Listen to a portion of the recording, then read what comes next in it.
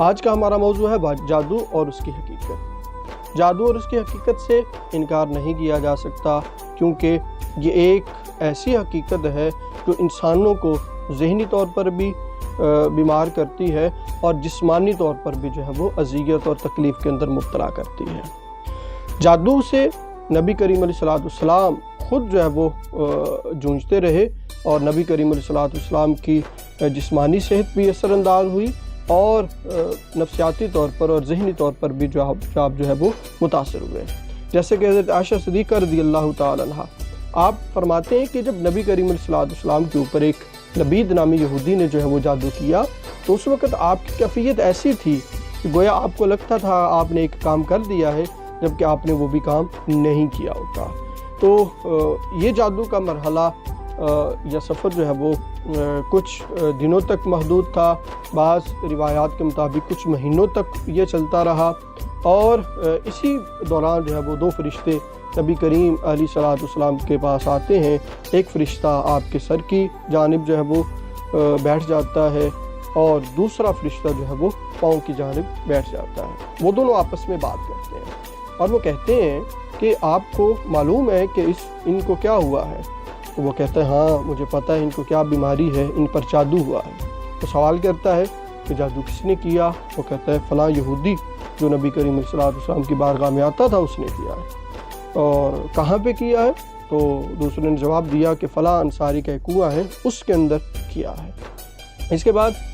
مفسرین کے مطابق جو ہے وہ حضرت جبریل امین علیہ السلام نبی کریم علیہ السلام کی بارگاہ میں دو صورتیں جو ہیں وہ لے کر نازل ہوتے ہیں، جن کو سورہ معوذتین، جو دو آخری صورتیں ہیں، سورہ فلق اور سورہ الناس، اور عرض کرتے ہیں یا رسول اللہ علیہ وسلم آپ پر فلاں یہودی نے جادو کیا ہے، اور اس نے جادو کا عمل جو ہے وہ فلاں کنویں کے اندر جو ہے وہ رکھا ہوا ہے، اور اس کنویں کا جو پانی ہے وہ زرد ہے، تو لہذا آپ وہاں سے وہ گرا لگائی ہوئی رسی کو اور جو بھی وہاں پہ چیزیں ہیں اس کو منگوائیں، اور منگوانے کے بعد ایک ایک آیت پڑھیں اور ایک ایک جو ہے وہ گرا کھولتے جائیں۔ تو نبی کریم علیہ السلام نے حضرت علی کو بھیجا ایک روایت کے مطابق، اور وہ چیزیں جو ہیں وہ منگوائی گئیں، اور نبی کریم علیہ السلام سورہ ناس کی ایک آیت پڑھتے اور ایک گرا کھولتے، پھر ایک آیت پڑھتے اور ایک گرا کھولتے۔ تو اسی طرح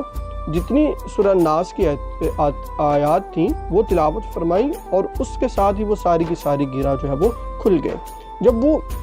گرا کھل گئی تو راوی فرماتے ہیں کہ نبی کریم علیہ السلام کا جسم آزادی میں آ گیا، اور نبی کریم علیہ السلام کو ایسا محسوس ہوا کہ گویا کہ وہ بیماری میں تھے۔ تو لہٰذا یہ جادو کی حقیقت اور جادو کے اثر سے انبیاء کرام علیہ السلام جو ہے وہ نہیں بچ سکے، اور اس کا اثر ہوتا ہے جو کہ آپ کی جسم مبارک پر بھی ہوا اور آپ کے حافظے پر بھی ہوا۔ تو اور اس کا علاج خود اللہ رب العزت نے ہمیں عطا فرمایا، اور آج ہماری سوسائٹی کے اندر ہم ایک دوسرے سے جو ہے وہ آگے بڑھنے کے معاملے کے اندر مقابلہ بازی میں حسد کی وجہ سے جو ہے وہ ایک دوسرے کو پیچھے چھوڑنے کی کوشش میں ہیں، اور ہم چاہتے ہیں کہ مجھے فائدہ ہو، دوسرے کو نقصان ہو، کاروبار میں ہو سکتا ہے، رشتہ داروں میں ہو سکتا ہے، بہت سارے معاملات کے اندر ہو سکتا ہے۔ تو جب کسی انسان کے ساتھ ایسا معاملہ ہو اور ہماری سوسائٹی میں جب ہوتا ہے تو ظاہری بات ہے ہم علاج معالجے کی طرف جاتے ہیں، اور اس چکر کے اندر ہم بعض اوقات جو ہے وہ عاملوں کی طرف جاتے ہیں، جادو ٹونا کرنے والوں کی طرف جاتے ہیں، اور بعض جعلی پیروں کی طرف ہم چلے جاتے ہیں جو ہے وہ اس کا علاج بھی کرتے ہیں اور بہت سارے پیسے بھی لیتے ہیں، اور اس چکر کے اندر جو ہے وہ ہم بہت سارے پیسے بھی جو ہے وہ لٹا چکے ہوتے ہیں، اور پھر بھی ہمیں اس بیماری سے جو ہے وہ نجات نہیں ملتی۔ تو اس بیماری کا، اس جادو کا ہم خود بھی علاج کر سکتے ہیں۔ وہ کیسے؟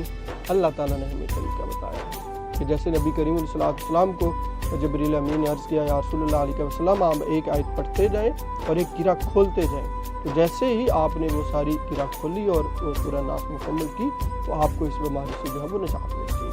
حضرت عائشہ صدیقہ رضی اللہ تعالیٰ فرماتی ہیں کہ حضور علیہ السلام نے اس کے بعد جو ہے وہ ان دونوں صورتوں کو اپنے صبح و شام کے وظائف کے اندر شامل کر دیا، وظیفہ کرتے رہے، پڑھتے رہے، انسان کو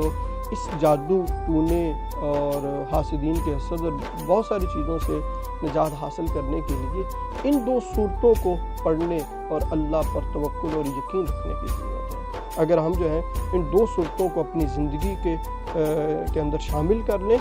اور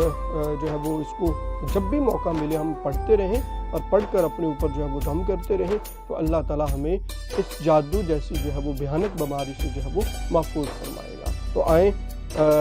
ہم خود بھی اس پر عمل کریں، اور اگر کوئی ساتھی اس بیماری کے اندر مبتلا ہے تو اس کو بتائیں اور بتا کر جو ہے وہ اپنی دنیا اور آخرت کی زندگی کو سنوارے۔ شکریہ۔